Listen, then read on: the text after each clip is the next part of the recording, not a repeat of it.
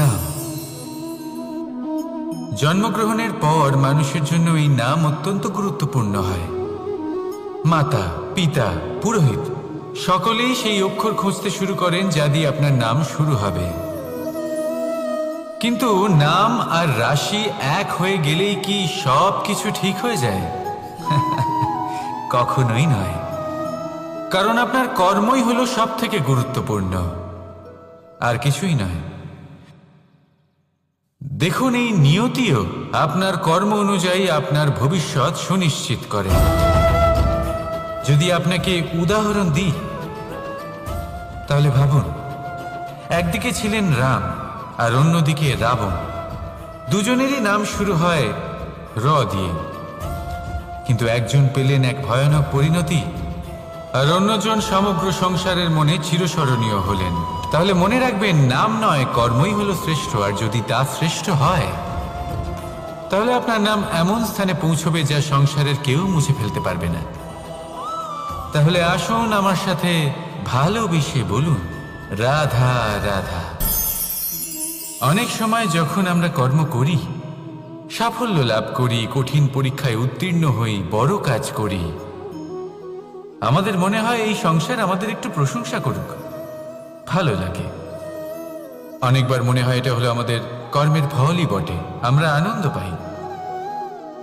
কিন্তু যখন আমরা এই প্রশংসা পাই না, তখন কি হয়? আমরা দুঃখী হয়ে যাই, ভেঙে পড়ি। মনে হয় যেন আমার জন্য কেউ চিন্তাই করে না। এমন মনে হয় যেন আমাদের আনন্দে অন্য কেউ আনন্দই পায় না। অনেক রকম ভাবনা আসে। কিন্তু আমি আপনাকে একটা প্রশ্ন করতে চাই, আপনি যে কাজই করেন না কেন, যে কর্মই করেন না কেন, তা কি শুধুমাত্র প্রশংসার জন্য করেন?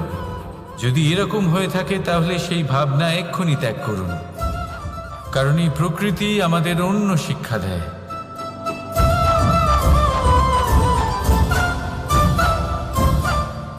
এই ফুলকে দেখুন, এই যে ফুলের সুবাস, যা আমার মনকে উচ্ছ্বসিত করে তোলে, মনে শক্তির সঞ্চার করে, এই সুগন্ধ। কিন্তু ভেবে দেখুন, ফুলের কিন্তু এই কাজ করার জন্য কোনো প্রশংসারই প্রয়োজন হয় না।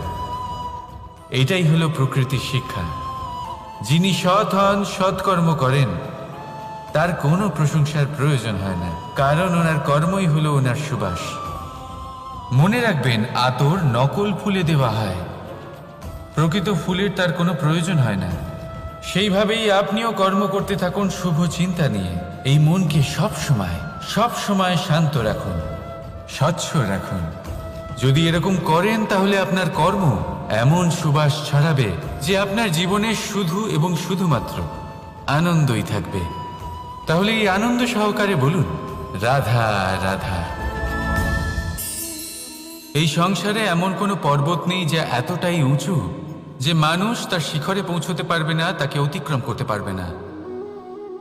এই সংসারে এমন কোনো সাগর নেই যা কিনা এতটাই গভীর যেখানে মানুষ তার তলদেশে পৌঁছে ফিরে আসতে পারবে না।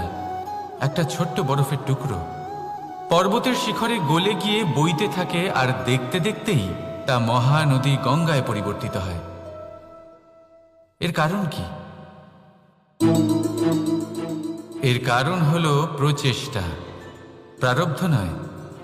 এই প্রচেষ্টাই সুনিশ্চিত করে যে আপনার প্রারব্ধ কি হবে। এই সমস্ত কিছু হলো প্রচেষ্টা আর প্রারব্ধের খেলা।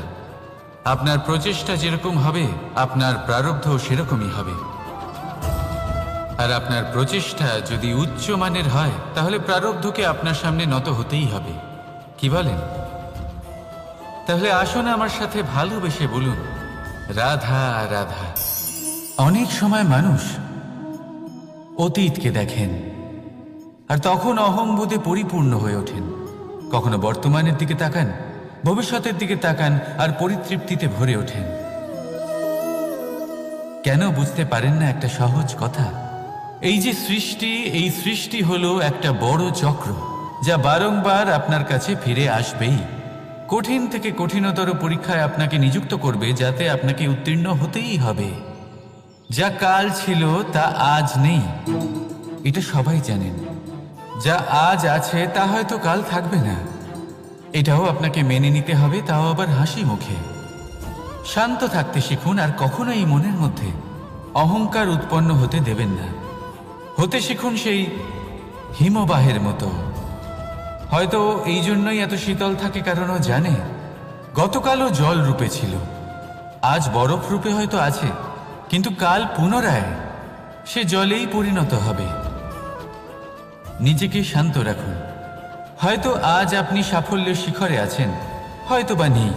আপনাকে প্রত্যেক দিন অবশ্যই দেখতে হবে। শুধু নিরন্তর প্রচেষ্টা করতে থাকুন, প্রত্যেক পরিস্থিতির জন্য তৈরি থাকুন, আর একে ভারসাম্যে রাখতে শিখুন। আপনার কাল হোক, আজ হোক বা আগামীকাল, আপনার ভালো দিন হোক বা খারাপ দিন, সব পবিত্র হয়ে যাবে। তাহলে আসুন আর আমার সাথে ভালোবেসে বলুন, রাধা রাধা। দোল উৎসবে এই সমগ্র সংসার রং নিয়ে খেলা করে, কিন্তু এই রঙের সারমর্ম এই সংসার কি জানে? কখনো দেখেছেন একটা চিন্তিত মুখ শুধুমাত্র রঙের স্পর্শ পেয়ে আনন্দিত হয়ে ওঠে? দোলে আমরা কি করি? পুরাতনকে ত্যাগ করি আর নতুনকে স্বাগত জানাই। শিশিরকে বিদায় জানিয়ে এক নতুন ঋতুকে আগমন জানাই। দুশ্চিন্তা দূর করে আসার নতুন রঙে রঙিন হয়ে ওঠা, নিজেকে আনন্দিত করা, এটাই তো হলো দোল।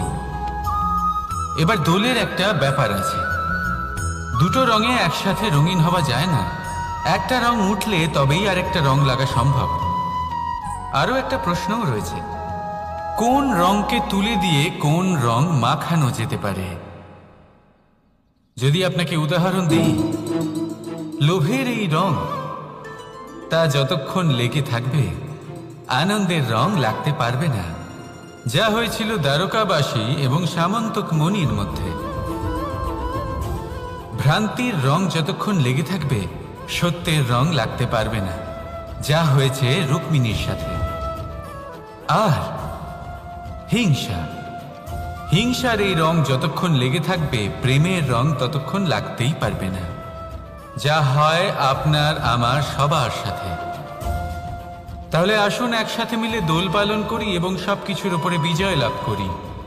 অন্ধকারের স্থানে আলো, ভ্রান্তির স্থানে সত্যের, হিংসার স্থানে প্রেমের, আর লোভের স্থানে আনন্দের এই সুন্দর রং মাখাই। শত্রুতা, ঘৃণা, হিংসা, এই সব কিছু ত্যাগ করি আর সকলের সখা হয়ে উঠি। আর ভালোবেসে বলি, শুভ দোল। হ্যাঁ, ওটা তো আমরা অবশ্যই বলবো, রাধা রাধা। সংসারে অনেক সময় এরকম হয় যে আমরা খুব সমস্যায় থাকি, খুব বিপদের মধ্যে থাকি, আর সেই সমস্ত মানুষ যারা আমাদের কাছের মানুষ, আমাদের আপনজন, তারা আমাদের ত্যাগ করে চলে যান। আমরা এই সময় দুঃখ পাই, নিরাশ হয়ে পড়ি এবং একা একাই সেই সমস্যাকেও কাটিয়ে উঠি। এবার পরিস্থিতি যেমন খুশি হোক না কেন, সেই সব মানুষ যারা এমন সময় আপনাকে ত্যাগ করেছেন, তাদের প্রতি ক্রুদ্ধ হওয়া, অভিমান করা, এটা অনুচিত। আমি বলবো তাদের প্রতি কৃতজ্ঞ থাকুন। আমি বলবো তাদের ধন্যবাদ জানান যে তারা এমন সময় আপনার সঙ্গ ত্যাগ করেছেন যখন আপনার তাদের সব থেকে বেশি প্রয়োজন ছিল। কারণ দেখুন, হয় তাদের বিশ্বাস ছিল যে আপনি নিজেই এই বিপদ থেকে বেরিয়ে আসতে পারবেন, বা তাদের ত্যাগ করার জন্য আপনি নিজের উৎসাহ বাড়িয়ে তুললেন, আপনি নিজের শক্তি বাড়ালেন এবং নিজে সেই সমস্যা থেকে বেরিয়ে আসলেন। নিজের খারাপ সময়কে আপনি নিজেই ভালো সময় করে তুললেন। শেষ পর্যন্ত আপনি আরও শক্তিশালী হয়ে উঠলেন, আরও শ্রেষ্ঠ হয়ে উঠলেন। আর এটাই তো আপনার বিজয়, যার কারণ হলো তাদের আপনাকে ত্যাগ করা। তাহলে তাদের ধন্যবাদ জানান আর আমার সাথে ভালোবেসে বলুন, রাধা রাধা। ধন হলো কারোর জন্য মোহ, আবার কারোর জন্য মায়া, কারোর জন্য হয়তো ভাগ্য, আবার কারোর জন্য কর্মের পারিশ্রমিক। দেখতে গেলে এই ধন হয়তো সবার জন্যই অত্যন্ত প্রয়োজনীয় হয়ে থাকে। সেই জন্যই তো মানুষ নিজের সমস্ত জীবন অতিবাহিত করেন এই ধন অর্জন করার জন্য। অনেক মানুষ এমনও হয় যাদের সমস্ত জীবন এই ধন অর্জন করতেই কেটে যায়। প্রত্যেক মানুষই চেষ্টা করেন যেন তিনি ধনী হন, যত সম্ভব বেশি ধন অর্জন করতে পারেন, সম্পন্ন থাকতে পারেন। আর তা হবে নাই বা কেন?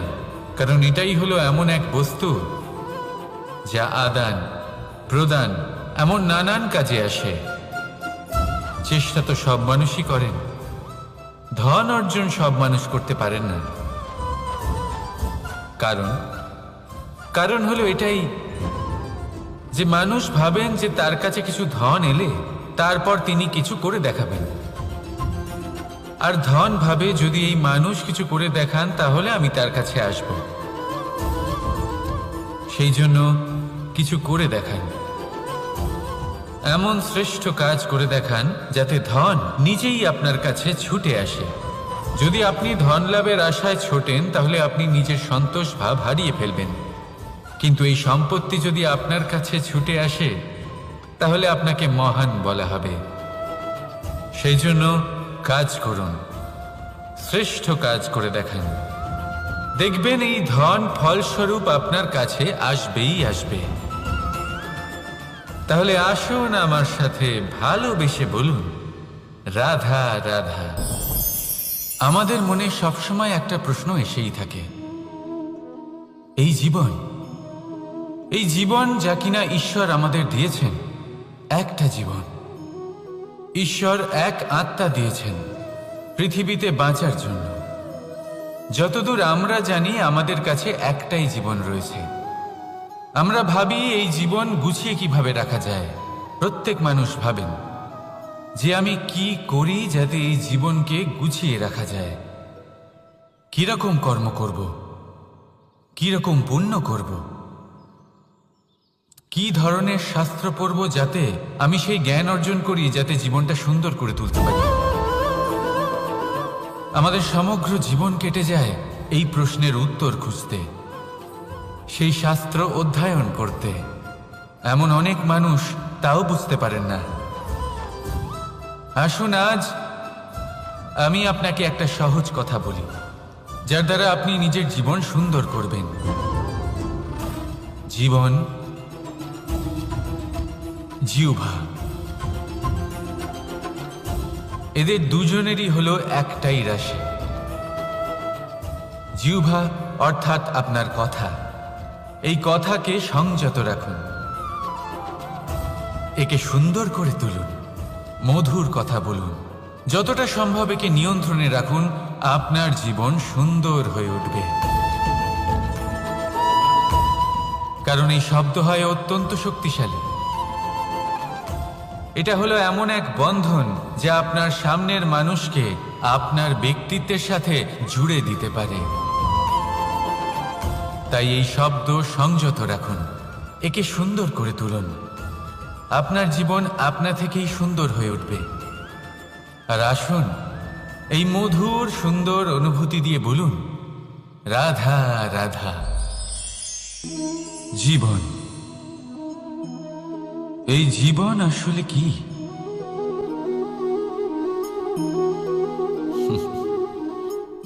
এই প্রশ্ন সবার মনেই এসে থাকে। সবার মন এই প্রশ্নের জন্যই চিন্তিত থাকে। এই জীবন আসলে কি? এর উদ্দেশ্য আসলে কি?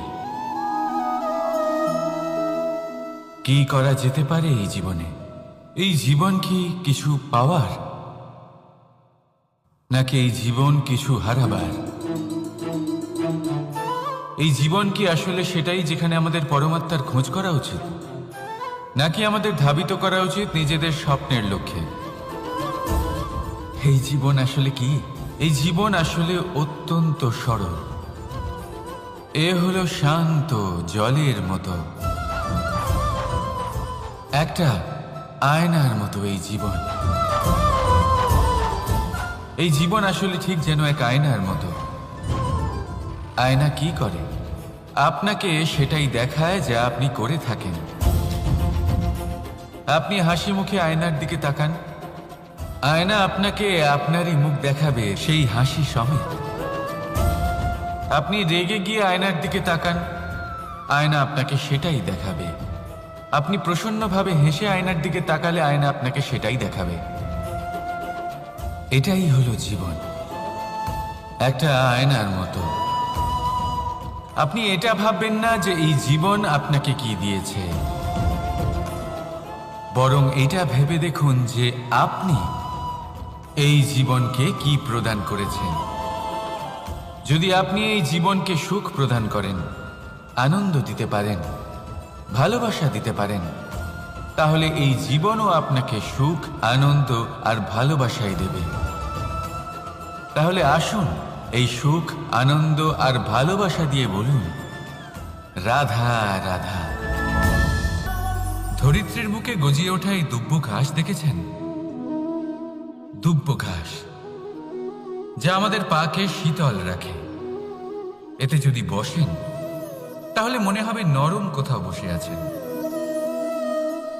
এত ছোট হলেও কিন্তু এর মধ্যে গুণ আছে অনেকগুলি, আর যতটা ছোট এটা ততটাই বড় শিক্ষকও। কিভাবে? ভাবুন, পাতা ঝরার মরশুমের পরে সমস্ত পাতা একত্রিত হয়ে থাকে। একটা ছোট ফুলকি সবাইকে জ্বালিয়ে দিতে পারে, সমস্ত পাতা পুড়ে ছাই হয়ে যায়। কিন্তু এই ঘাসের কিছুই হয় না, সে যেমন ছিল তেমনই থাকে। কারণ কি হতে পারে? প্রথম কারণ, এরা ছোট হয়। দ্বিতীয় কারণ, এরা বিনম্র হয়, বড়ই সহজে দমে যায় এরা। তৃতীয় কারণ, এদের মধ্যে নমনীয়তা থাকে। আপনিও নিজেকে এরকমই বানিয়ে ফেলুন। কখনো নিজেই নিজেকে কারোর থেকে বড় মনে করবেন না। নিজের এই মনকে বিনম্র রাখুন। এবং সবথেকে বড় কথা, নিজের এই মনে সহানুভূতি, প্রেম আর বিশ্বাসের নমনীয়তা বজায় রাখবেন। যদি এরকম করতে পারেন তাহলে জীবন সবসময় সুখে কাটবে। রাধা রাধা। সূর্যের প্রকাশ, অন্ধকারকে দূর করে দেওয়া সেই মহানায়ক। এই সূর্যের প্রকাশ যখন পৃথিবীতে এসে পৌঁছয় কি হয়?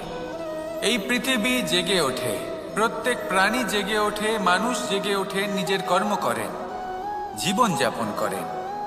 এই ঘুমের মৃতপ্রায় স্থিতি কাটিয়ে উঠে জীবন যাপন করতে শেখেন।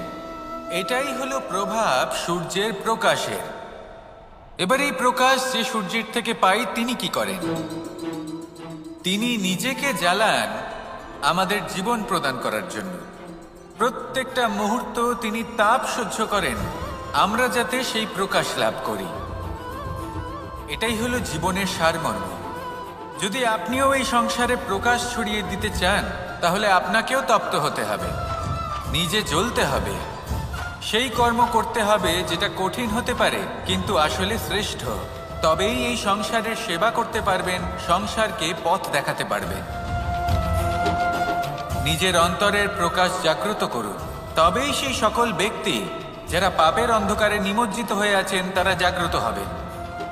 সেই সকল ব্যক্তিকে জাগিয়ে তুলুন, প্রেরিত করে তুলুন সুখী হওয়ার জন্য যারা সুখী হতে পারছেন না। সেই সকলকে প্রেরিত করুন সাফল্য লাভের যারা সফল হতে পারছেন না।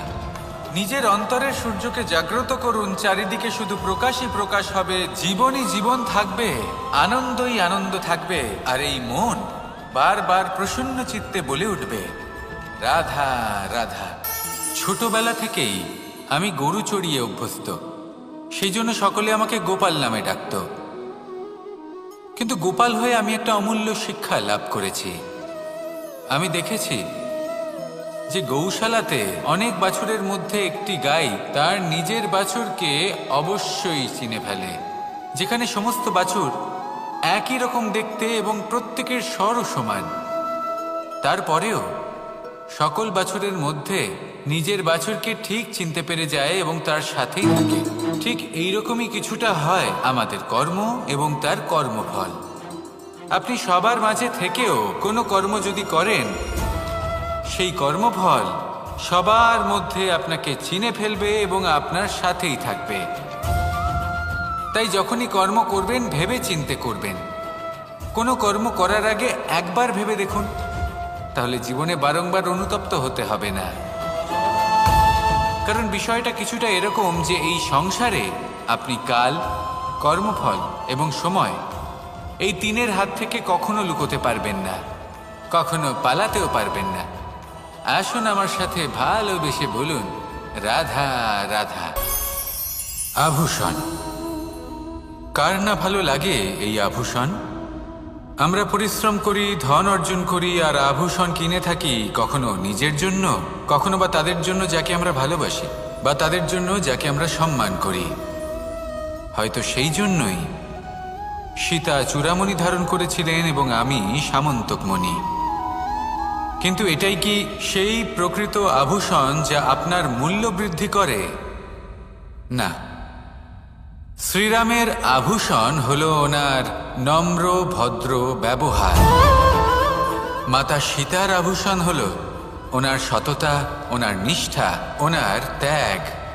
অর্জুনের আভূষণ ছিল ওনার একাগ্রতা। রাধার আভূষণ ওনার প্রেম। এই আভূষণ কোথাও নেই, আপনার মনে আছে। যদি আপনার মনে মিষ্টতা থাকে, তা শান্ত হয়, তাতে সততা থাকে, নিষ্ঠা থাকে এবং প্রেম থাকে, তাহলে আপনার অন্য আর কোনো আভূষণের কোনো প্রয়োজন নেই। আপনি যতই ভিড়ের মাঝে থাকুন, আপনার ঔজ্জ্বল্য চোখে পড়বে। আসুন আর আমার সাথে ভালোবেসে বলুন, রাধা রাধা।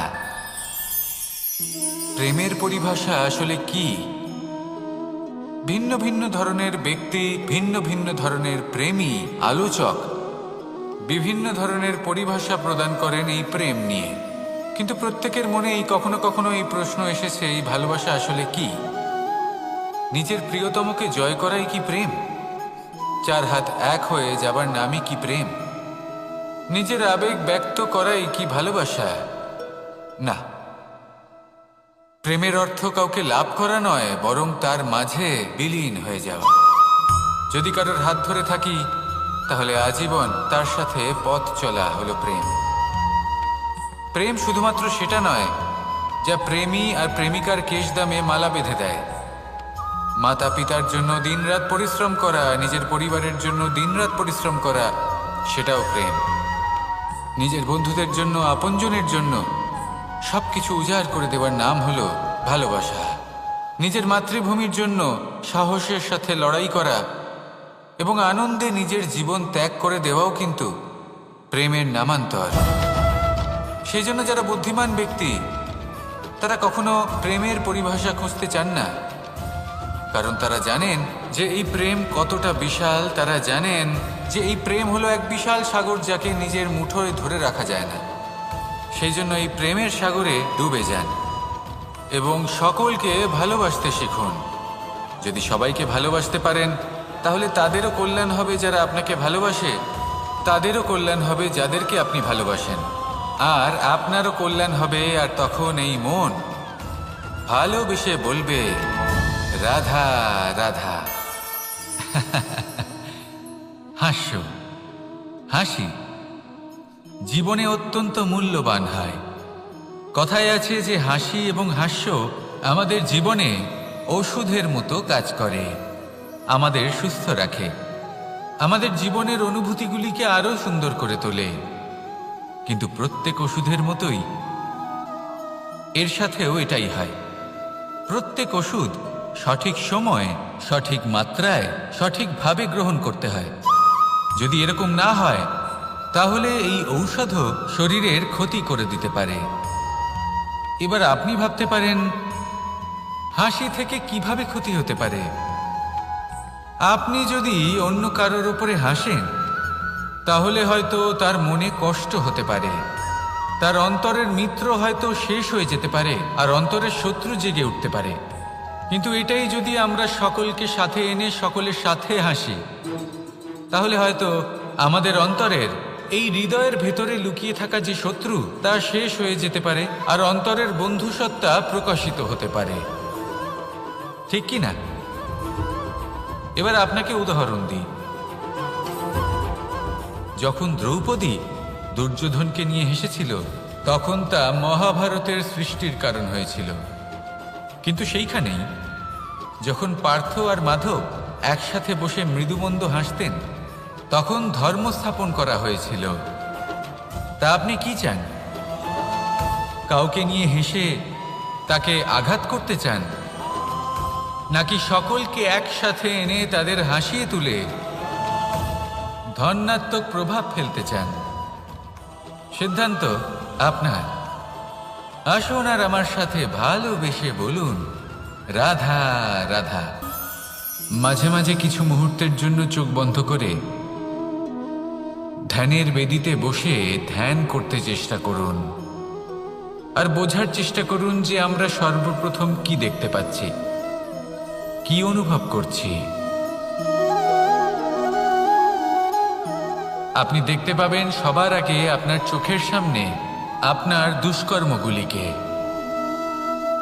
আপনার লুকিয়ে থাকা ক্রোধ, অন্তরের যন্ত্রণা, ভয়, নিরাশা, এই সব কিছুই সবার আগে দেখতে পাবেন আপনি। আর এই সব কিছুই আমাদের দুঃখের কারণ হয়ে ওঠে। এই সব কিছু সারমর্ম কি? সারমর্ম শুধু একটাই, সেটা হলো এই যে আমাদের এই মন তা কিন্তু দুষ্কর্ম পছন্দই করে না। আমাদের এই মন একটা সুখময় জীবন যাপন করতে চায়, সৎকর্ম করতে চায়। তাই এটাই করুন, শুভ চিন্তা করুন, শুভ কর্ম করুন, ইতিবাচক মনোভাব নিয়ে জীবনে অগ্রসর হন। তারপর চোখ বন্ধ করে অন্তরে দেখতে থাকুন। দুঃখের আভাসই পাবেন না। এই মন প্রসন্নতা এবং প্রেমের দ্বারা পূর্ণ হবে এবং বারবার বলে উঠবে, রাধা রাধা। না, জন্মগ্রহণের পর মানুষের জন্য এই নাম অত্যন্ত গুরুত্বপূর্ণ হয়।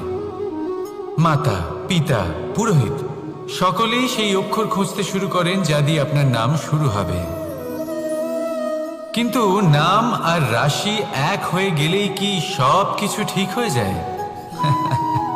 কখনোই নয়।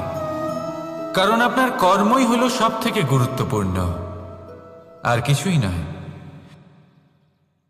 দেখুন, এই নিয়তিও আপনার কর্ম অনুযায়ী আপনার ভবিষ্যৎ সুনিশ্চিত করে। যদি আপনাকে উদাহরণ দিই, তাহলে ভাবুন, একদিকে ছিলেন রাম আর অন্যদিকে রাবণ। দুজনেরই নাম শুরু হয় র দিয়ে, কিন্তু একজন পেলেন এক ভয়ানক পরিণতি, আর অন্যজন সমগ্র সংসারের মনে চিরস্মরণীয় হলেন। তাহলে মনে রাখবেন, নাম নয়, কর্মই হলো শ্রেষ্ঠ। আর যদি তা শ্রেষ্ঠ হয়, তাহলে আপনার নাম এমন স্থানে পৌঁছবে যা সংসারের কেউ মুছে ফেলতে পারবে না। তাহলে আসুন আমার সাথে ভালোবেসে বলুন, রাধা রাধা।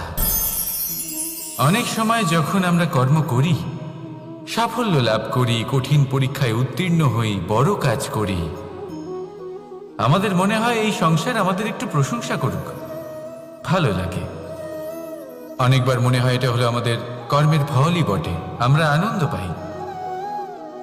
কিন্তু যখন আমরা এই প্রশংসা পাই না, তখন কি হয়? আমরা দুঃখী হয়ে যাই, ভেঙে পড়ি। মনে হয় যেন আমার জন্য কেউ চিন্তাই করে না। এমন মনে হয় যেন আমাদের আনন্দে অন্য কেউ আনন্দই পায় না। অনেক রকম ভাবনা আসে। কিন্তু আমি আপনাকে একটা প্রশ্ন করতে চাই, আপনি যে কাজই করেন না কেন, যে কর্মই করেন না কেন, তা কি শুধুমাত্র প্রশংসার জন্য করেন? যদি এরকম হয়ে থাকে, তাহলে সেই ভাবনা এক্ষুনি ত্যাগ করুন। কারণ এই প্রকৃতি আমাদের অন্য শিক্ষা দেয়।